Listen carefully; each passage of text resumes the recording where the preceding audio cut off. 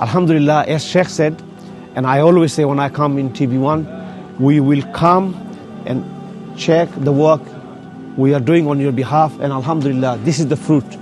This is what accountability showing. This is what transparency is showing. This is what the end result is showing. Mrs. Sitara Begum, who donated, and all the masjid that we are building on your behalf, we will show you, and we have shown you. People are praying, people are making dua. We made dua for you as well. So please help us.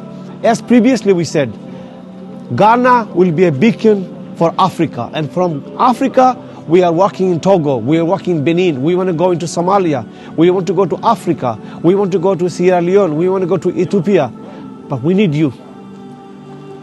As I always say, every penny you donate, we will show you how the difference we are making. And most importantly, my brothers and sisters, most importantly, these people were able to praise Allah subhanahu wa ta'ala today because of your donation.